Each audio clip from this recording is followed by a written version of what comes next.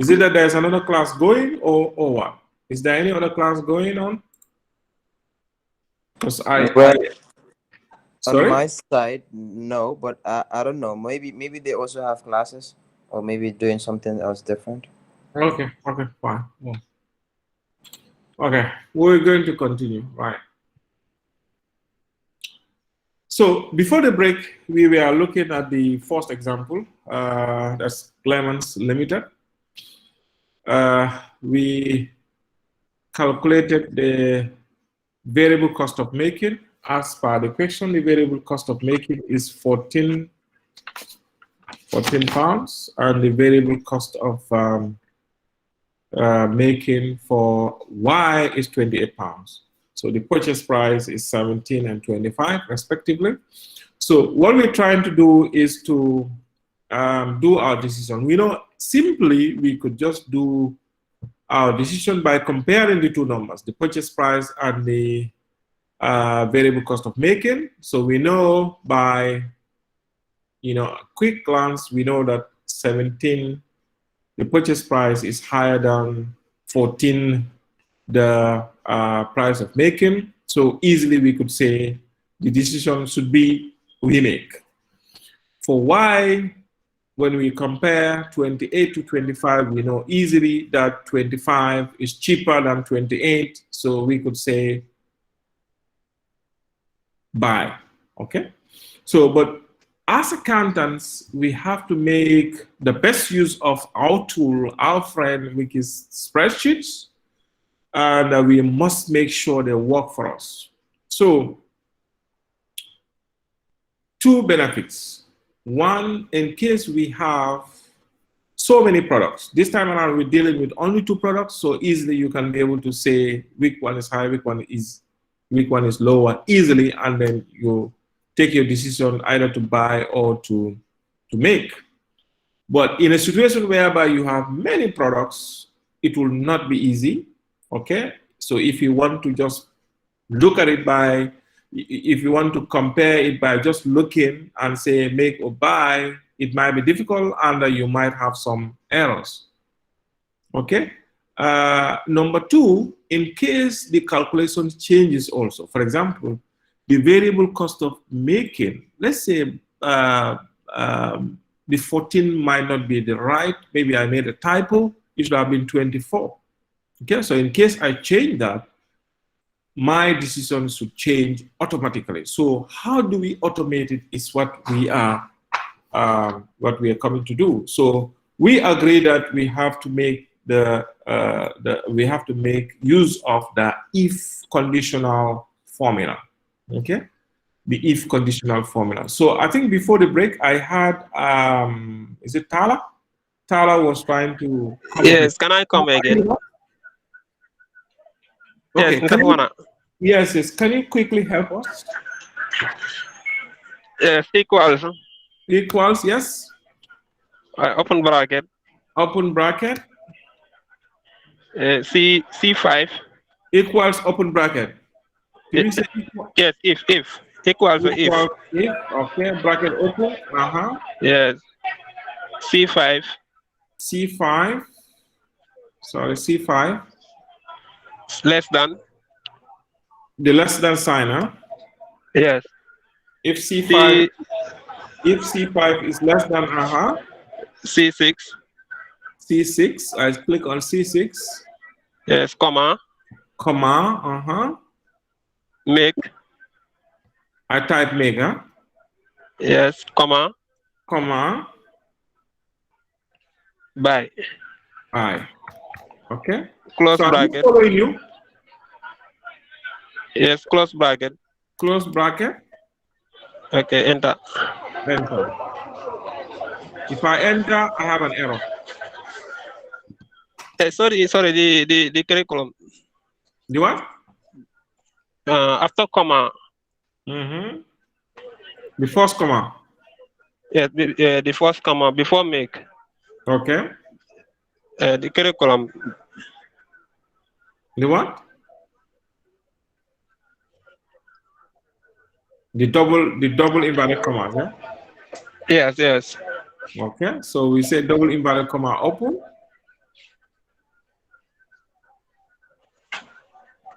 Uh-huh. Okay, after the next comma before by. Okay, so just before the comma, before the comma, we do the double inverted comma close. Yes. The same thing with the other one by. Okay.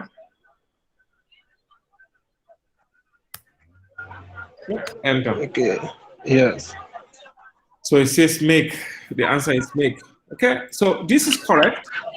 This is correct. The reason why it was displaying error message before you put the double inverted comma open and close is that if you need a spreadsheet to return a text for you in a formula, you must prefix it with a double inverted comma open and close it with a double inverted comma. So double inverted comma open, you type whatever you want to type, and double inverted comma close. And then in that case, spreadsheet will allow the formula, okay? But without that, it will display an error message. Okay, so let's make this capital M. I like my capitals. I have to do things properly, and capital B. Okay, excellent. So the decision is make in the case of X. Why do we make? Because we say that if making price or if making cost is less than the buying cost, we make. Okay, so now let me explain this formula to you properly so you can understand. The formula is a simple if formula. Okay, so just like in our common language, we say if. When we are talking, we use if. Okay, so if somebody is talking to you and say if, what are you expecting? What next are you expecting from the person? If I'm talking to you and I say if, what are you expecting from me again to say?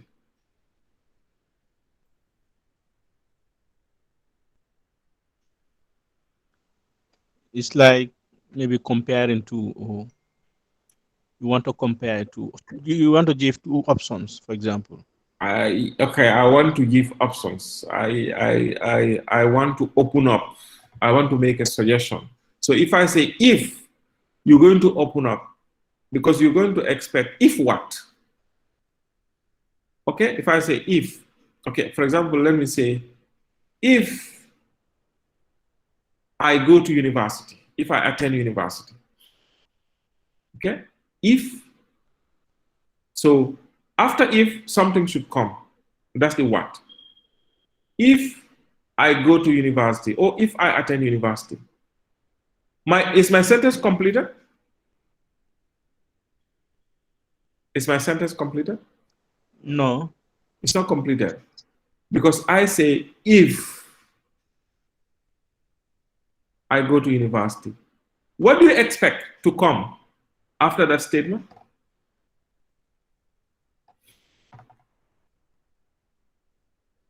You expect from me to say, what happens if you go to university? Isn't it? If you join University of the Gambia, what happens? Isn't it? You cannot just say, if I go to university and you stop there. The sentence is incomplete. Okay? So you say, if I go to university, maybe to do a BSc degree, so the first part will be what you have to say if what you are saying is true. Okay, so and what is possible? The possibility is I will graduate with A stars and get a good job. If for me, I'm here. So it says if I go to University of the Gambia to do a bachelor's program, if that is true, I'll graduate with A star and get a good job. But is the sentence complete still? Is it completed? you've said one part of the if, that is if the if is true. But if the if is What not about true, if not? if not, good. The if not. So you've not answered the if not. The if not will be that if I don't go to university, I'll end up being a farmer. Or I'll end up doing the odd jobs, whatever. So just like we have in our common saying, in our common statement, this formula has been depicted from our common saying. The first part of the formula, of course, all formula starts with an equals. If is the name of the formula, so equals if is a bracket open. And you're saying if C5 is less than C6, that's the same as if I attend university. So the first part before the comma is called what? The condition. The reason why I'm explaining this is a lot of people don't understand simple Excel, simple spreadsheet formulas. They don't understand them. Do you know why? Because they memorize. They don't understand the rationale behind the formula. Instead, they memorize. And if they want to try to remember all this, they will forget along the way. And they cannot be able to use those functions. Why? Because they memorize. They don't understand the rationale behind it. So this is why I'm trying to explain to you the rationale behind it. I hope I'm making sense, yeah? Sir, you are right. We are getting the point. Good. So you say if C5, what is C5? In our example here, C5 is the what? The variable cost of making. If the variable cost of making is less than C6, and what is C6? The purchase price. So if the variable cost of making is less than the purchase price, return the word make. So like I said, you cannot ask spreadsheet to return a word for you when the word is not inverted comma. That's the language it understands. You must put a double inverted comma open and close so that it can return it for you. Okay? So first part of the formula, if the variable cost of making is less than the purchase price. The second part is what to do if that is true. If that is true, we make. And then we have a comma. All the different facets are separated with a comma. The condition, what to do if the condition is true, what to do if the condition is false. So the last part is if this condition is not true, what to do. So naturally, if you don't make, you'll have to buy. Okay? So in other words, when will the buying apply? The buying will apply the opposite. If the purchase price is less than the variable cost of making. Okay, so let's replicate this formula and see how it works. So we replicate, look at it. This time around it says buy because the purchase price in Y is lower than the variable cost of making. Okay, so let's try to play with numbers and see. So let's say we made a mistake with the variable cost of making. Instead, it should have been 24. Let's change it to 24 and see. 24, we enter, look at it, automatically it has turned to buying. Let's say this one also, the purchase price, okay, the purchase price should have been 35 instead of 25. We made a mistake. So immediately you change, see, it has changed as well. Can you see how beautiful this is? Can you see? Yes. Yes. So this is just to practice. I'll just undo. Okay, so it's 14, 17, 28, 25. Okay, so now our decision will be to make in-house our product X because it is cheaper to make. And our product Y, we have to purchase, we have to buy from an outside supplier because it is cheaper to buy. Okay, is that clear? So let's move to the second question. The second question is PCO limited. So let's move to the second question. So we'll answer the second question and then draw the quotations, okay? I'm sure we must all be tired by now, but let's just answer the second. It's also another short one. Then the example 3 is, you know, is a lot, is a bit more complicated, okay? Ibu, you have some background noise. Can you mute yourself, please? Ibu, please.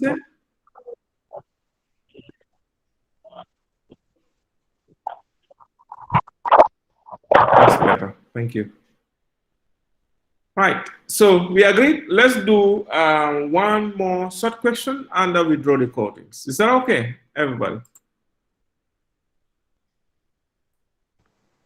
It's okay. Yeah. Then we'll see on Tuesday, inshallah. So I just add in another worksheet. I just go to plus.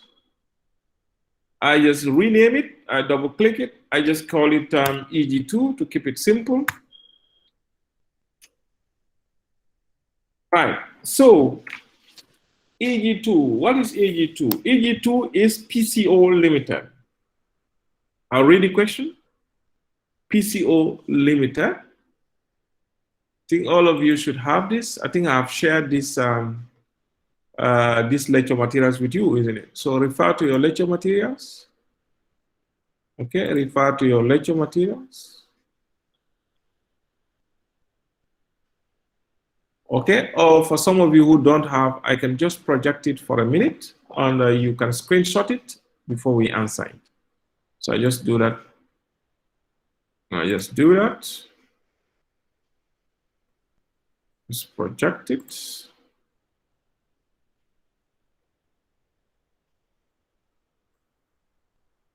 Okay, so this is the question. Can you quickly screenshot it, please?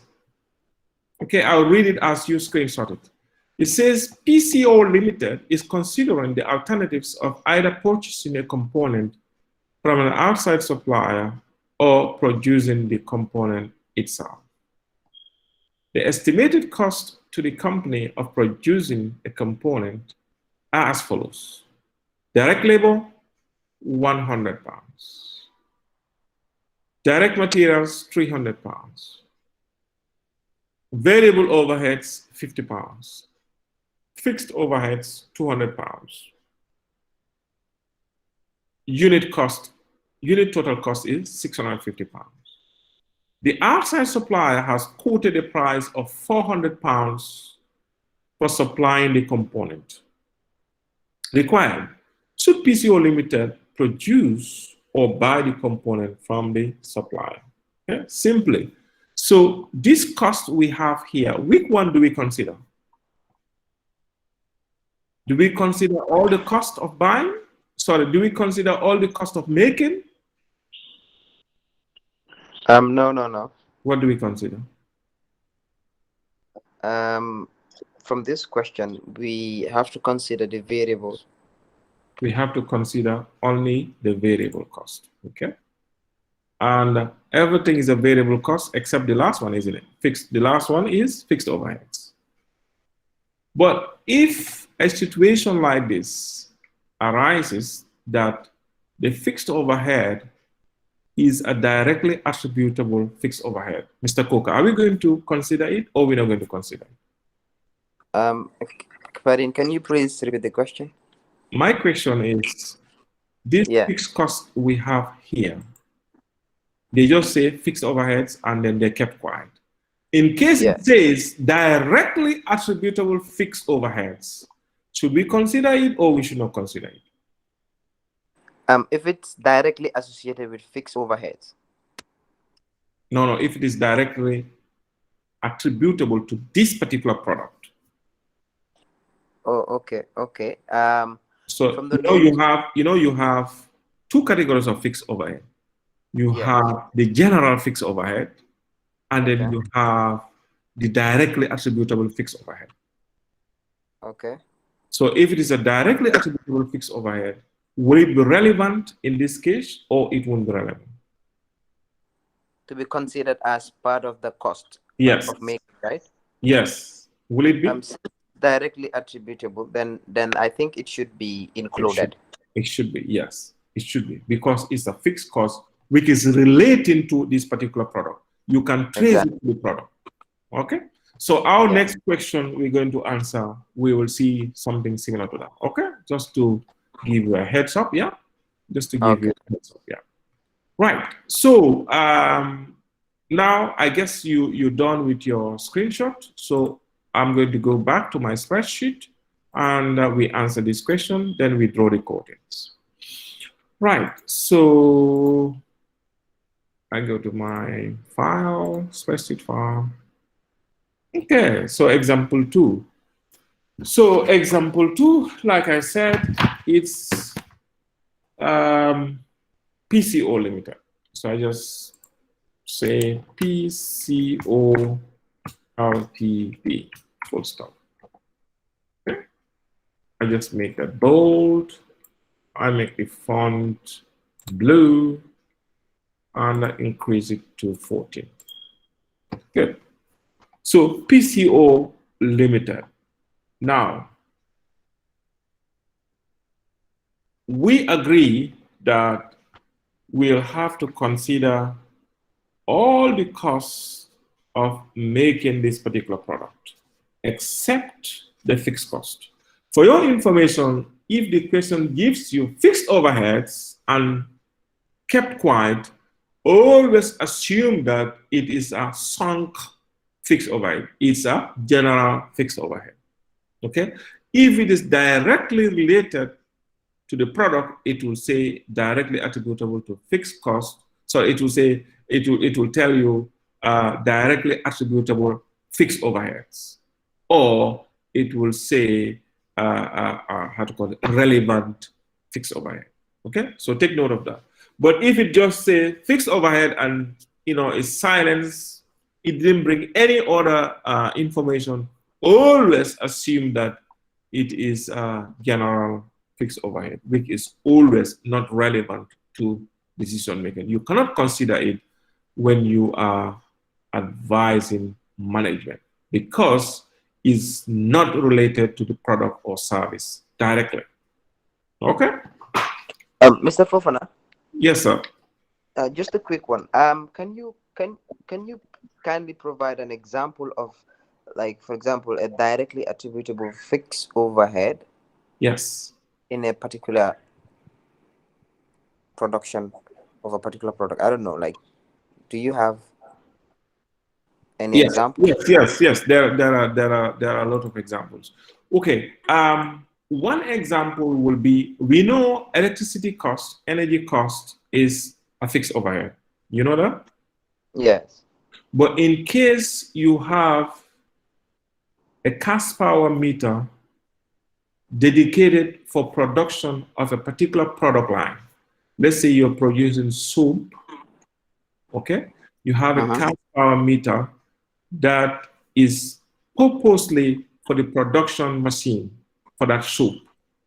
Naturally, you know that energy cost is a fixed overhead, but this one is a fixed overhead that you can easily trace to the soap manufacturing. Do you understand? Oh, yeah, I get it. Okay. So there are lots of examples. For example, if let's say you renting your production complex, let's say it's a whole compound, but then you decide to take the you decide to rent as per apartments. Let's say there's a particular apartment that you're renting which relates to the production of a particular product.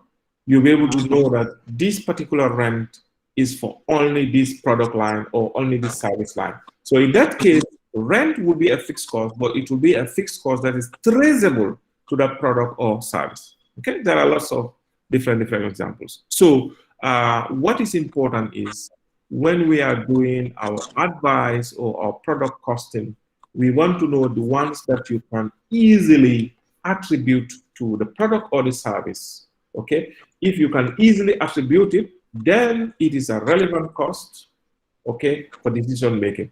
But if it is for everybody, then it becomes a general fixed overhead that So you so cannot if be able if to you cannot be able to attribute or share unless you use absorption costing, ABC technique, and so on and so forth.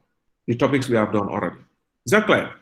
yeah, that's right. So if for example that a particular manufacturing company is Mm-hmm. manufacturing a specific product, and Okay. then it has, like, let's say it is manufacturing multiple products. Okay. So one of the some of the employees that the company has, like, Mm. most of them specifically working in line with the production of a specific product. So the Mhm. salary of those staff, would you consider it as a fixed cost directly attributable to the product, or it's general? Excellent. That's also another very, very good question. Yes. You know, naturally, generally, salary cost in a production environment or in a company will be what? It will be a fixed cost. Okay? Yeah, But yeah. the salary for production staff, you know, those that are in the front line, okay, just like in a hospital, the salary for the nurses, the salary for the pharmacists, the salary for the doctors, you can easily attribute them to the patients. So in this situation also, the salary for factory workers, you know that these factory workers spend 100% of their time manufacturing this. You can those salary costs could be directly attributable fixed overhead. Whilst the salaries for us, the non-cost staff, that's the accountancy staff, the HR staff, you know, the admin staff, and so on and so forth, those ones will have to be apportioned between the various products or various service lines because they serve all other lines. I hope that answers Okay. the question. Yeah, sure, that's right. Thank you. Okay, excellent. Right. So let's go ahead with this. So we're going to do some we're going to do some write up. So what will be the division? What will be the decision rule here? How are we going to decide which product? Sorry, how are we going to decide whether to make this particular product? It's only one product. Whether we're going to make it or we're going to buy it. What will be the decision rule? We're going to take our decision based on what? You know, to make it simple.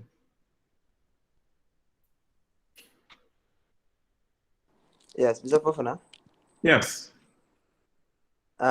Since the estimated cost to the company of producing the like these products is the direct labor, the direct materials, and the variable overheads. Yeah. So I know we're coming to do the question itself, but my question is, what will be the basis for our decision? What would be the? What will be the basis? We're going to decide either to make this product or to buy it based on what? Based on the cost of making the product and the prices, the cost of Yeah. buying it. So in other words, our decision rule will be for The make or buy decision. a cheaper option. So we're going to go for an alternative that is cheaper, isn't it? Cheaper, yeah. Mm-hmm. So the decision rule, so I'm just going to type that, the decision rule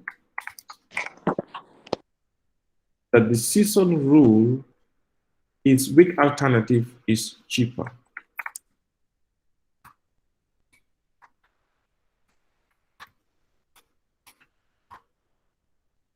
Okay, that's what we are interested in before we can advise management. We have two alternatives, two options, the option of making in-house and the option of buying. So our decision will be made on an alternative that is cheaper. Simple. Okay? So we know that the cost of buying the component from the supplier is £400. It would have been given in the question, isn't it? Yes. Okay. So this time around, we are trying to show you how to answer in an exam question. In an exam question, you just don't bring the numbers and start calculating. The numbers are very, very, very easy to calculate.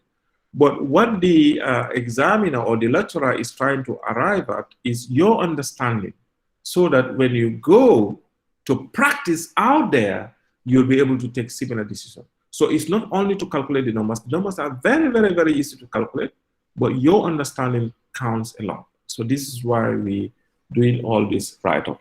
So at the moment, we know the cost of buying the component from the supplier is what? £400. We've been given in the question, isn't it? Yes, yes, yeah. Okay, so you can state that also. The cost. You can state this in exams. This is what you will do. You don't just jump up and do the calculation. The calculations, like I said, are very, very, very easy. So you say the cost of buying, the component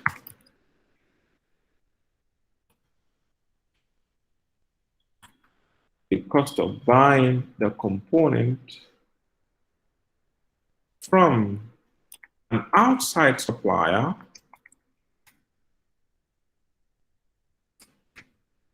cost of buying the component from an outside supplier is £400. Sorry, my keyboard is not giving me, it's an American one, it's not giving me the pound sign. Okay, I know there are some options that you can do to bring the pound sign, but let's not go there. Right, so the cost of buying the component from an outside supplier is what? £400. Okay, so now we know one side. So the first point we are making is our decision rule will be based on the cheaper alternative. There are how many alternatives? 2 alternatives. First, the alternative of buying from an outside supplier and the alternative of making in-house. We know if we have to buy from an outside supplier, it's going to cost us £400. So we're left with one alternative. And what's that alternative? Is the alternative of making in-house.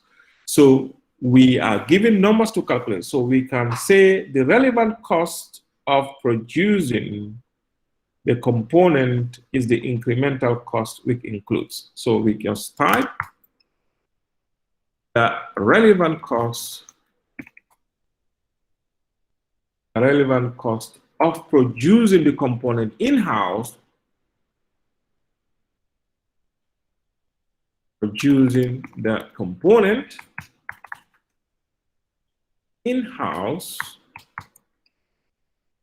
the relevant cost of producing the component in-house includes. So we've been given in the question and we've already answered it. We know that it includes all the direct costs, so it only excludes the fixed costs. So we can just bring them in, yeah? The first one is direct labor. How much is the direct labor? How much is the direct labor, class? 100. £100, correct. What's the next cost line? The direct material. Direct material. Direct material. It's 300. Direct material.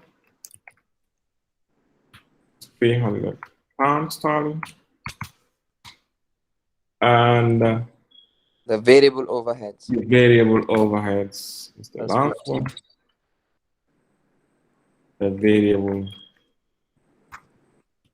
overheads is 50. All right. So now let's calculate our total cost of producing in-house. So we can just come here and say total cost. So that will be the total cost of producing in-house. Okay, so right, let me try to catch some people. Musa Trawale, can you give us the formula to calculate the total cost, please? Musa?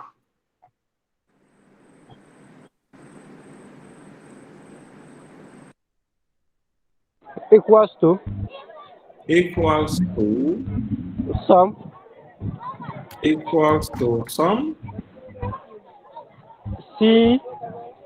I sum remove the direct label the total. I cannot equals see. to sum. Musa, you are lecturing us now. Equals to sum. C7 Before that. equals to sum bracket open.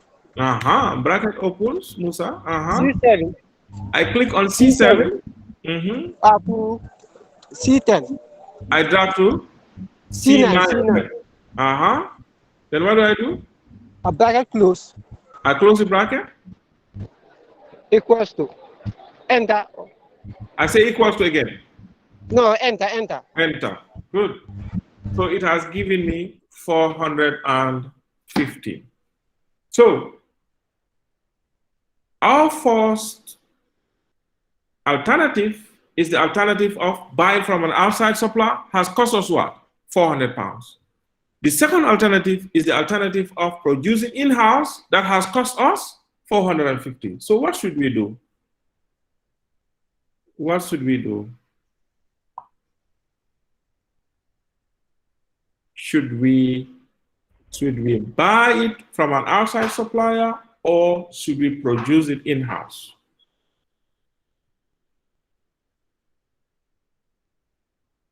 At source. We should buy it outside. We should buy it outside. We should outsource. Okay, we should outsource it.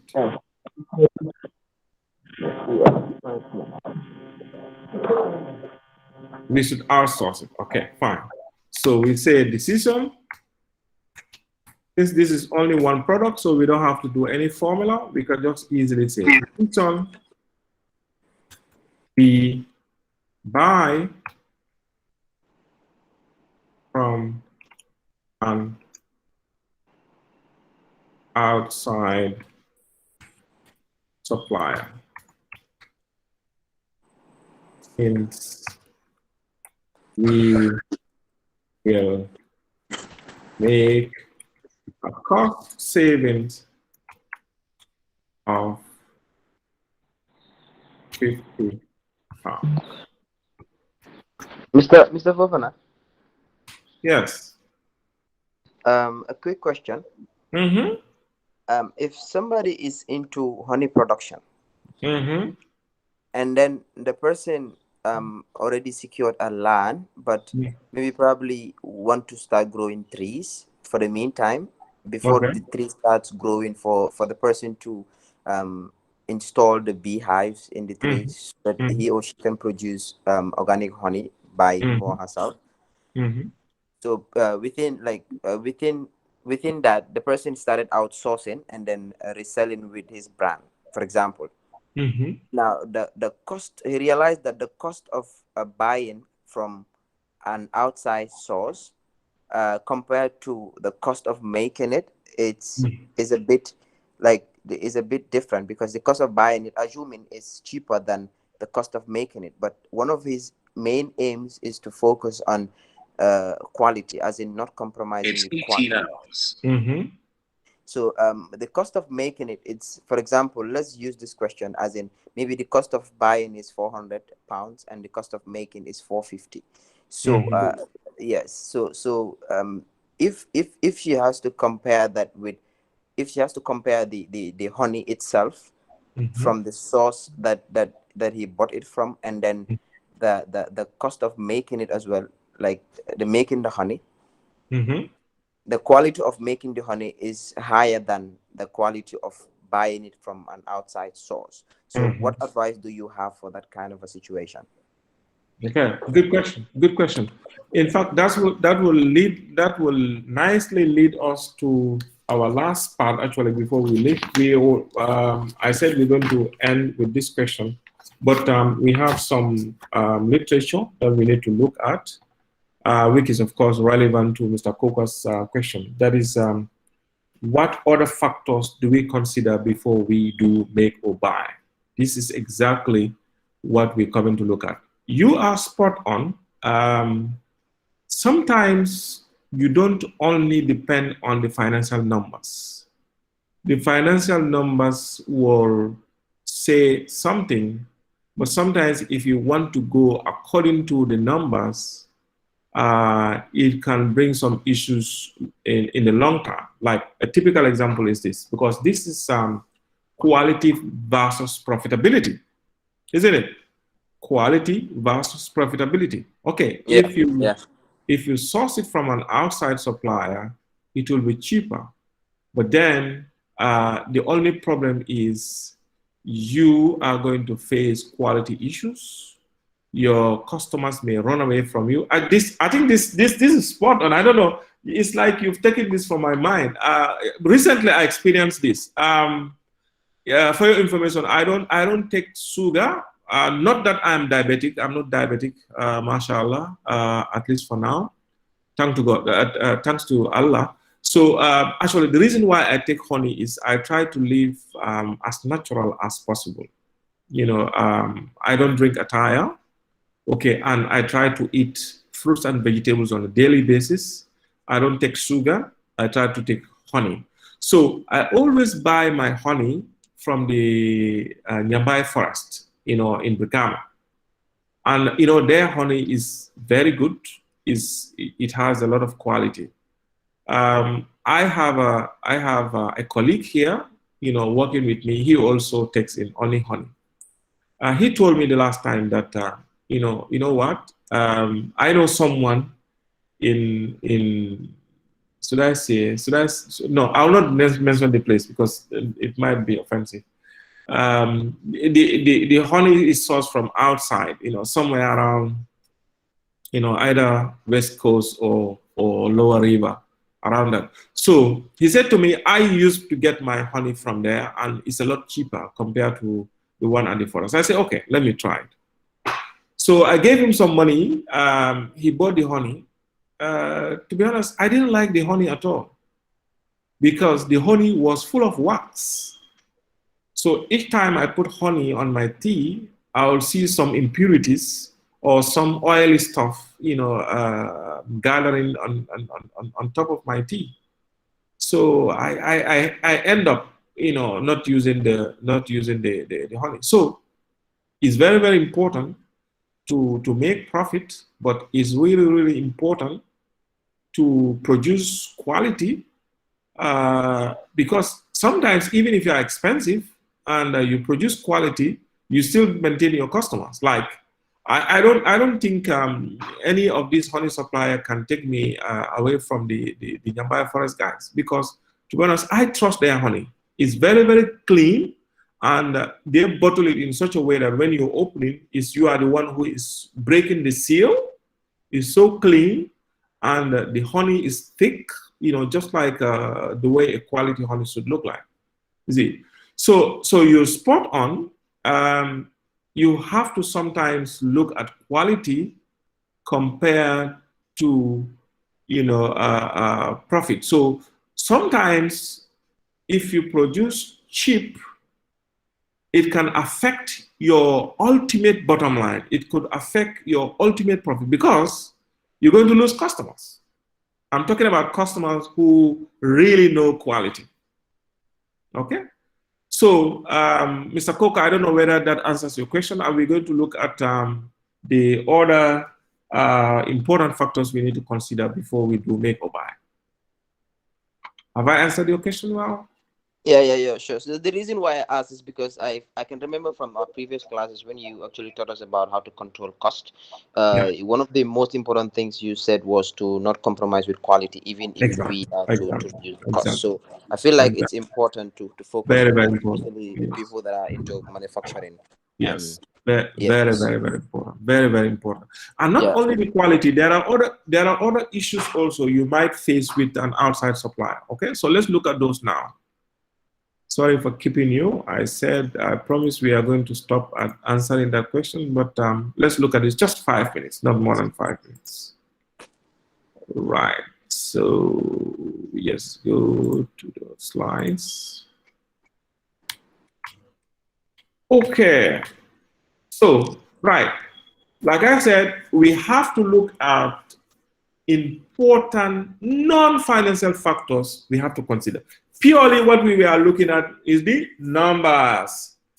If the numbers are true and in favor of profit, go ahead without considering any other factors.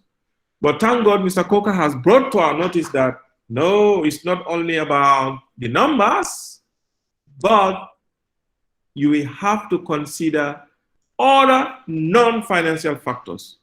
And one of them is if the components are subcontracted to an outside supplier, what is going to happen to your spare capacity? Okay? What is spare capacity? What we're talking about, what we meant by spare capacity is you have hired staff. You're going to pay them on a monthly basis, just like we have in the Gambia. In the West, it's different. In most companies, they don't pay staff on a monthly basis, but they pay staff on hourly basis. But here, I don't know of any company that pays staff on hourly basis. Maybe these production factories or whatever. But most organizations pay on a monthly basis. So if you pay staff on a monthly basis, somebody places an order. You say, okay, you went to your accountant, your management accountant does his, how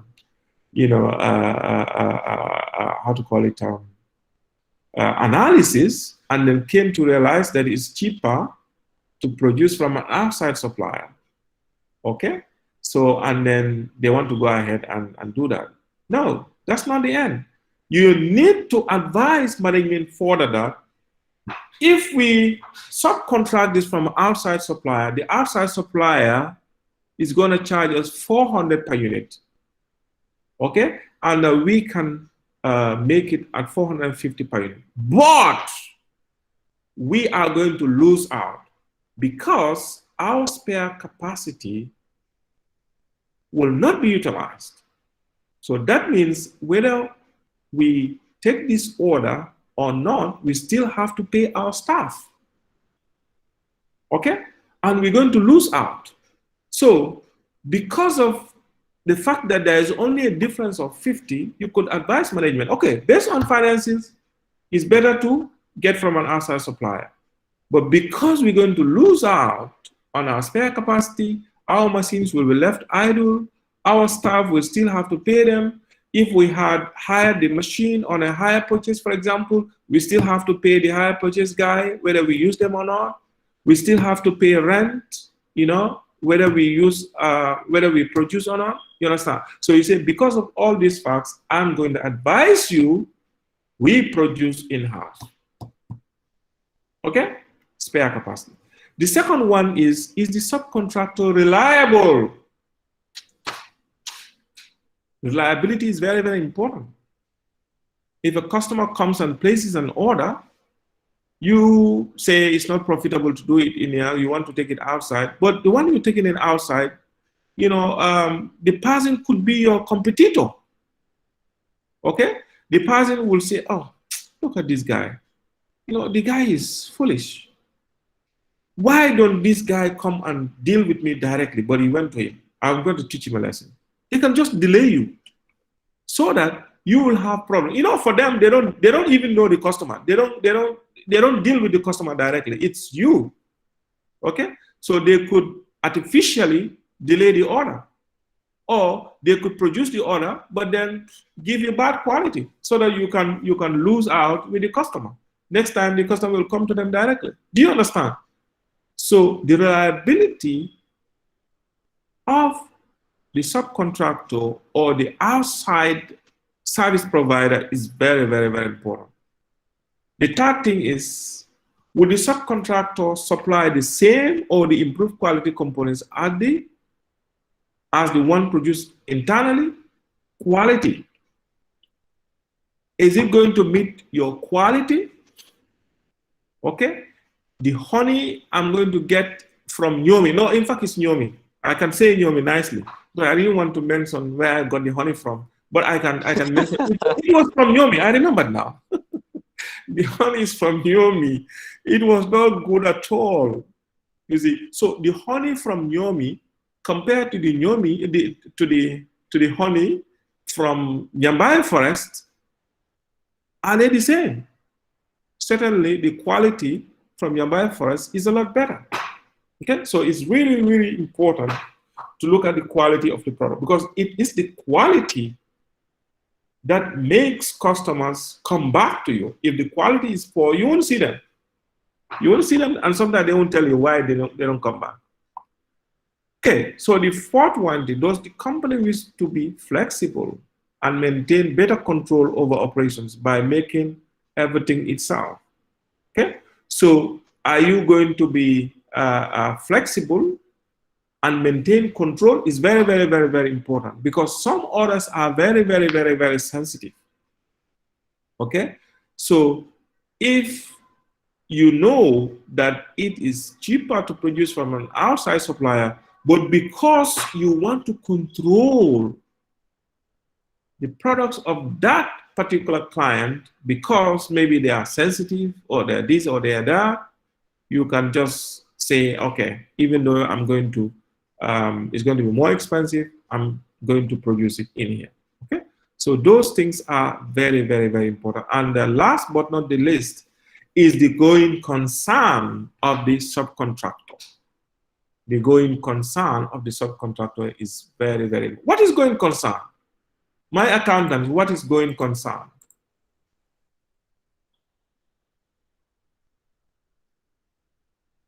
My future accountants, what is going concern?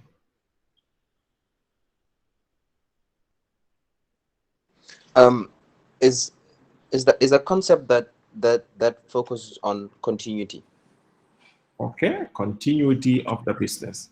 Yeah. If the subcontractor or the service provider going to be there for us always?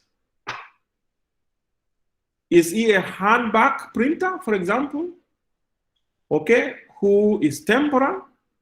Because if you start dealing with that person and tomorrow he's not there, who is going to do it for you? So the continuity of the business of the subcontractor is the going concern. It's very, very important. Okay, very, very, very important. So these are some of the factors. In fact, there are more. Some of the factors that we need to. No, sorry, this is shutdown list. So we're going to do that next class. So these are some of the factors we need to consider before we can tell management, hey, go ahead and produce in-house, or hey, go ahead and get it from the supplier. Okay, so is there any questions or contributions you want to make before we finish? I think it has been a very long class. I started with 30-something, now I'm ending with 14. I don't know what other business people have. You know, in this country, I don't know why people don't like to sacrifice. This is your education. Anything else? Any questions or any contributions before we wrap up? Okay, so I guess we should wrap up. I hope you had a good class. You enjoy the topics that have been discussed.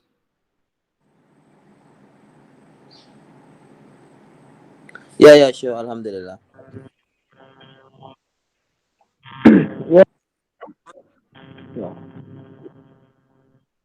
Okay, so I think we can close here.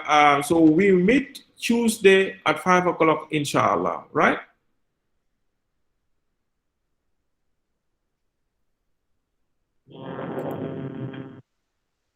Okay.